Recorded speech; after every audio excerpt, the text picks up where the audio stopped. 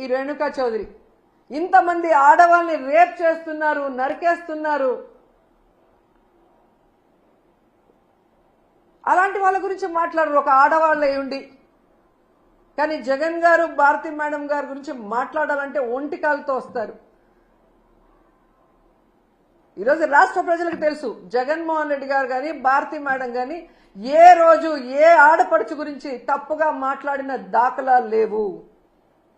జగన్ గారైతే ప్రతి ఆడపడుచుని ఒక తల్లిలాగా, ఒక అక్కలాగా, ఒక చెల్లిలాగా ఎంత అభిమానంగా భావించి వారికి మంచి చేయాలన్న ఆలోచనతోనే మహిళలకి గౌరవాన్ని పెంచే విధంగా, వాళ్ళు ఆర్థికంగా ఎదిగే విధంగా, రాజకీయంగా ఎదిగే విధంగా 5 సంవత్సరాల కాలంలో ఆయన పరిపాలించి సంక్షేమాన్ని అందించారో ప్రతి ఒక్కరికి తెలుసు.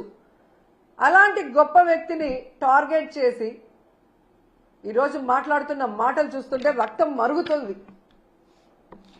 చాలా తప్పు చేస్తున్నారు తెలుగుదేశం పార్టీ వాళ్ళు. పవన్ కళ్యాణ్ గారు, లోకేష్ గారు, మీరు చేసే తప్పులు ప్రజలు గమనిస్తున్నారు.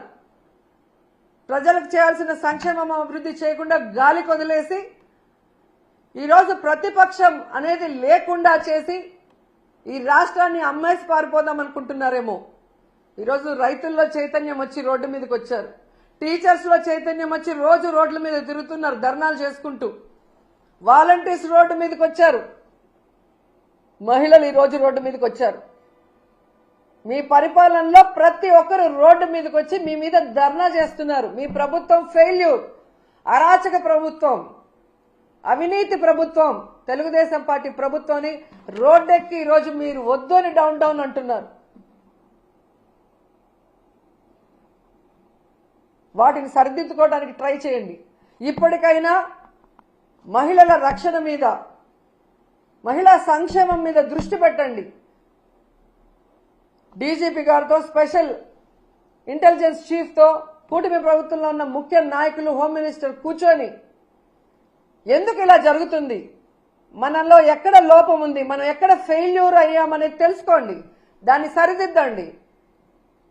ఈరోజు మీరు విచ్చలవిడిగా గంజాయి, మద్యము, డ్రగ్స్ ఈ రాష్ట్రంలో విచ్చలవిడిగా అందుబాటులో తీసుకొచ్చారు కాబట్టి ఆడవాళ్ల జీవితాలు నాశనం అయిపోతున్నాయన్న విషయాన్ని తెలుసుకుని వాటన్నిటినీ కూడా రూపుమాపాలని కూడా ఈ సందర్భంగా కోరుకుంటున్నాను. అలాగే రెడ్ బుక్, రాజ్యాంగం అంటూ అక్రమ కేసులు పెట్టడానికి పోలీసులు ఉపయోగించకుండా అవి పక్కన పెట్టి లా అండ్ ఆర్డర్ ని కాపాడండి. ప్రజలకు ఒక ప్రశాంతమైన వాతావరణాన్ని అందించండి.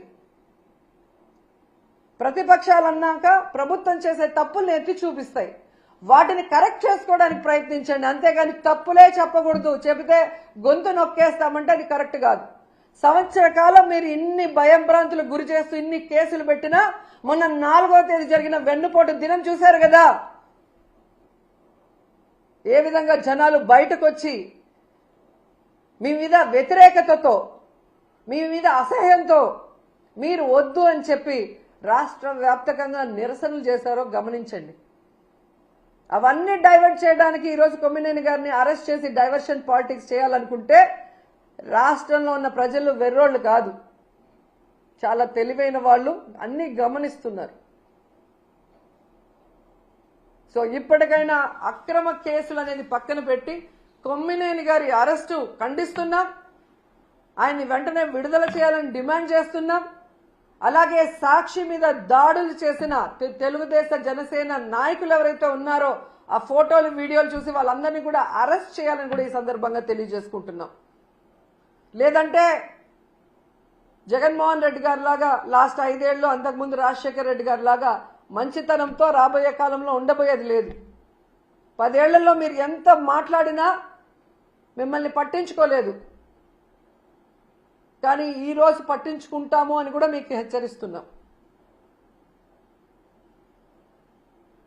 వెంటనే అనంతపూర్లో తన్మయ్య అనే అమ్మాయికి అన్యాయం జరిగింది, దానికి కారణం ఎవరు అని చెప్పామని వాళ్ళ తల్లిదండ్రులు క్లియర్గా నిన్న ఇంటర్వ్యూలో చెప్పారు. వాళ్ళని పట్టుకొని అమ్మాయిని చంపింది ఎవరో తెలుసుకొని ఇప్పటికైనా అమ్మాయి ఆత్మ శాంతించాలంటే తప్పు చేసిన వాళ్ళని శిక్షించండి, ఆ కుటుంబానికి అండగా నిలబడండి. అలాగే పరిటాల సునీత గారి నియోజకవర్గంలో ఒక అమ్మాయిని ఇన్ని నెలలుగా రేప్ చేస్తుంటే మరి ఆమె ఏం చేస్తుందో నాకు అర్థం కావట్లేదు. ఒక మహిళగా ఎమ్మెల్యేగా ఉండి తెలుగుదేశం పార్టీ వాళ్ళని క్లియర్ కట్ గా పేర్లతో కూడా ఇచ్చారు. వాళ్ళని అరెస్ట్ చేసి వాళ్ళని కఠినంగా శిక్షించాలి. ఇక మీదట మహిళలకి ఇలాంటివి జరగకుండా రక్షణ కల్పించే దిశగా దిశ యాప్ కానీ దిశ చట్టంతో గతంలో మేము ఎలా కంట్రోల్ చేశామో అలా మీరు చెయ్యాలి. వాటిని నిర్వీర్యం చేసి మహిళల జీవితాలతో చెలగాట మాడితే మాత్రం ఒప్పుకునే పరిస్థితి లేదు అని చెప్పి హెచ్చరిస్తున్నాం.